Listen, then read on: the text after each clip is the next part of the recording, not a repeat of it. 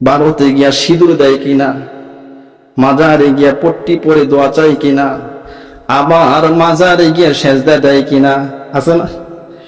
এই যে সব জায়গায় যায় বোঝা যাবে এই ব্যক্তিটা আসলে মুসলমান না, মুসলমানের কালিমা মাত্র পড়েছে, মন থেকে সেই কালিমা পড়ে নাই, এটা পাক্কা মুনাফিক। কথা বলেন ঠিক কিনা?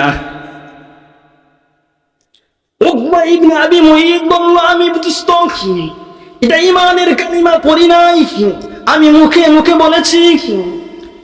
উকবা ইবনে আবি মুঈতকে উবাই ইবনে খলফ বললেন, আমি বিশ্বাস করি না, তুই যতক্ষণ পর্যন্ত না মুহাম্মদের কালিমা না ছাড়বি, শুধু তাই নয় মুহাম্মদের মুখের উপর যতক্ষণ পর্যন্ত থুতু নিক্ষেপ না করবি রে, ততক্ষণ পর্যন্ত আমি বিশ্বাস করব না।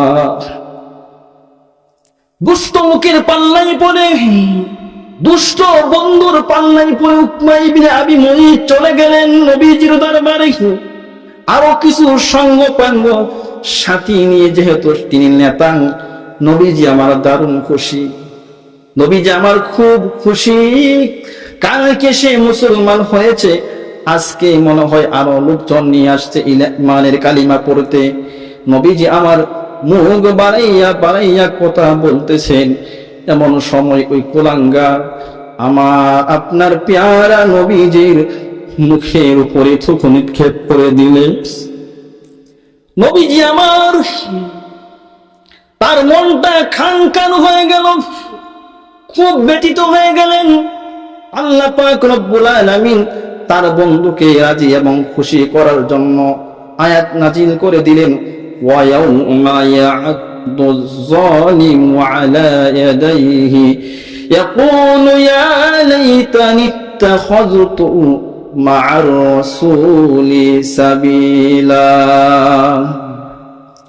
সেই জালিম ব্যক্তি, আল্লাহ বলেন, কিয়ামতের ময়দানে তার হাত কামড়াইতে থাকবে আর আফসোস করে বলবে, হায় আমি আমার রাসূলের সাথে রাসূলের পথ কেন গ্রহণ করলাম না, হেদায়েতের পথ কেন গ্রহণ করলাম না, কেন আমি ওই দুষ্ট লোকের সাথে বন্ধুত্ব করলাম, উবাই ইবনে খলফের সাথে কেন আমি বন্ধুত্ব করলাম।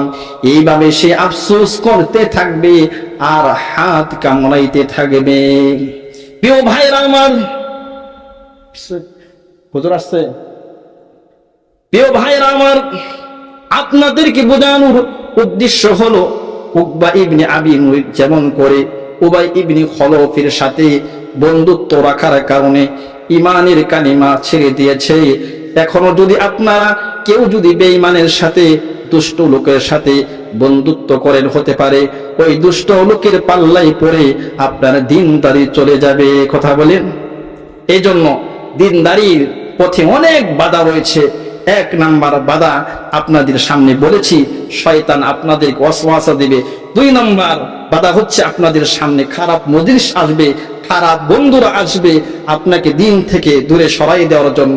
প্রিয় ভাইয়েরা আমার, আপনাদের কাছে আহ্বান থাকবে, আপনাদের কাছে নসিহত থাকবে, আমরা এগুলো থেকে এড়িয়ে আল্লাহ এবং আল্লাহর রাসূল সাল্লাল্লাহু আলাইহি সাল্লামের পথে আমরা থাকবো। আল্লাহ পাক আমাদের সকলকে যে কথাগুলো বললাম, যে কথাগুলো সহিহ হয়েছে, সেই কথাগুলো আমাদের সকলের অন্তরে ফিট করে দেবে। আল্লাহ পাক আমাদের সকলকে বলনেওয়ালা এবং শুননেওয়ালা সকলকে আমল করা তৌফিক দান করুন। ওয়া আখিরি দাওয়ানা আলহামদুলিল্লাহি রাব্বিল আলামিন। আসসালামু আলাইকুম ওয়া রাহমাতুল্লাহি ওয়া বারাকাতুহু।